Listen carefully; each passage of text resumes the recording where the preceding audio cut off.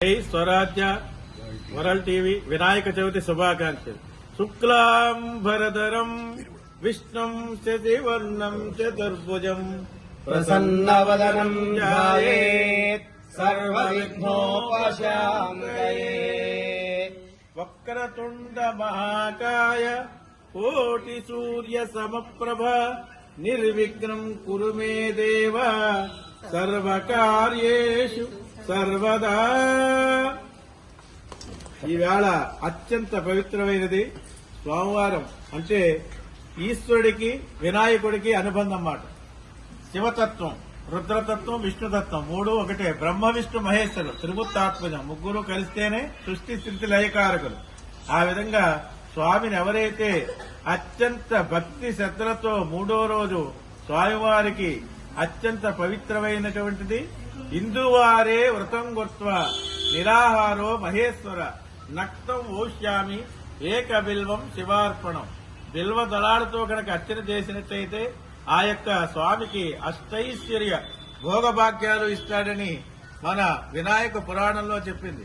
ఒకరోజు రావణుడు రాక్షసత్వం వహించి శివుణ్ణి మెప్పించి ఆ యొక్క శివలింగాన్ని పట్టుకెళ్లిపోతున్నాడు.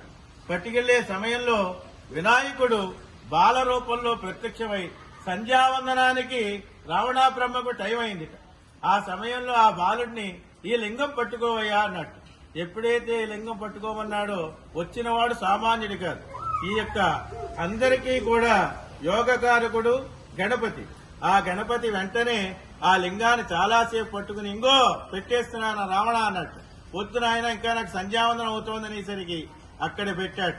అదే తంజావూరు శివలింగంగా వందే శంభు ఉమాపతిం సురుగురం వందే జగద్గురు కారణం వందే పన్నగ భూషణం మృగధరం వందే పశూనాం పతిం వందే శశాంకనయనం వందే శివం కుందరం అని ఈ విధంగా శ్లోకం పాడి అనేకమైనటువంటి ఆ యొక్క తన ప్రీతమైనటువంటి పరమేశ్వరుని వినాయకుడు తెచ్చుకున్నాడు. అదేవిధంగా ఆ యొక్క విష్ణుమూర్తి ఆ యొక్క వినాయకుడు కోసం శివుడు కొన్నాళ్ళు కనపడట్లేట. కనపడపోయేసరికి పార్వతీదేవి మొత్తం ముల్లోకాలన్నీ కూడా ఇదిస్తున్నాడు. ఆ విష్ణు ఆ యొక్క గ్రహించి గంగిరెద్దు రూపంలో మామూలుగా వచ్చి సన్నాయి మేడాలతో పరమేశ్వరుడు ఎక్కడున్నాడో గ్రహించినటువంటి వాడి ఆ కొమ్ములతో ఆయన ఆవులో ఉన్నటువంటి పరమేశ్వరుని రక్షించినటువంటి రోజు ఈ సోమవారం.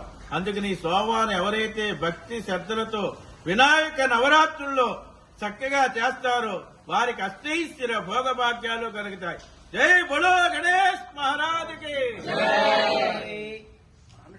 జై బోలో గణేష్ మహారాజ్కి జై బోలో గణేష్ మహారాజ్కి జై బోలో గణేష్ మహారాజ్కి జై బోలో గణేష్ మహారాజ్కి జై బోలో గణేష్ మహారాజ్కి జై బోలో గణేష్ మహారాజ్కి జై బోలో గణేష్ మహారాజ్కి జై బోలో గణేష్ మహారాజ్కి జై హర హర మహా